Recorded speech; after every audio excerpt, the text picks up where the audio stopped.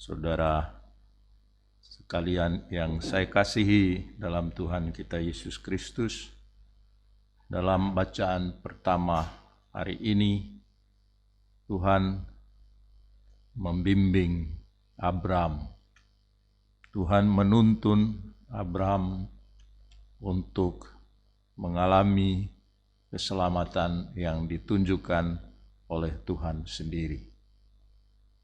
Abram diminta oleh Tuhan untuk meninggalkan negerinya dan pergi ke negeri yang ditunjukkan oleh Tuhan. Bahkan tidak hanya berhenti Tuhan memanggil, tetapi Tuhan juga berjanji untuk menjadikan Abram menjadi bangsa yang besar.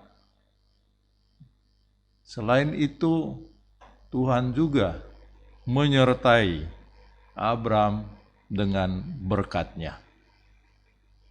Aku akan membuat engkau menjadi bangsa yang besar dan memberkati engkau, serta membuat namamu masyhur, dan engkau akan menjadi berkat. Saudara-saudari, Tuhan memanggil Abram, Tuhan berjanji untuk memberikan keselamatan kepadanya, Tuhan memberkati dia, dan juga Tuhan menjanjikan menolong Abram agar ia juga menjadi berkat bagi orang lain. Kita semua ini adalah orang-orang yang menerima panggilan Tuhan. Tuhan pasti memperlakukan hal yang sama kepada kita sekalian, bahwa Dia memanggil kita, Dia juga menjanjikan keselamatan kepada kita, dan Dia memberikan berkat-Nya kepada kita. Hal yang lain yang juga disampaikan dalam Injil hari ini sebenarnya memperlihatkan kepada kita bagaimana Tuhan menuntun kita dalam hidup ini. Bagaimana Tuhan mengajak kita agar kita menjadi berkat bagi orang lain. Yesus menegaskan melalui khotbahnya di bukit tuntunan bagi kita. Tuntunan yang pertama-tama ditujukan agar kita mengikuti kehendak Tuhan, dan karena itu kita akan mengalami keselamatan. Jadi keselamatan kita peroleh dari Tuhan sendiri. Maka Tuhan membimbing kita, dan keselamatan itu bisa dirasakan, dialami sejak kita hidup di dunia ini. Maka Tuhan memberikan tuntunannya bagaimana kita harus berelasi dengan sesama manusia dalam peziarahan kita di dunia ini. Jelas sekali dalam bacaan Injil, Tuhan menghendaki agar kita tidak menjadi orang-orang yang senantiasa menghukum orang lain, menghakimi orang lain, melihat orang lain dengan segala kelemahannya. Dikatakannya, hendaklah kita pertama-tama mengeluarkan balok yang ada di mata kita dibandingkan kita mau mengeluarkan selumbar pada mata orang lain.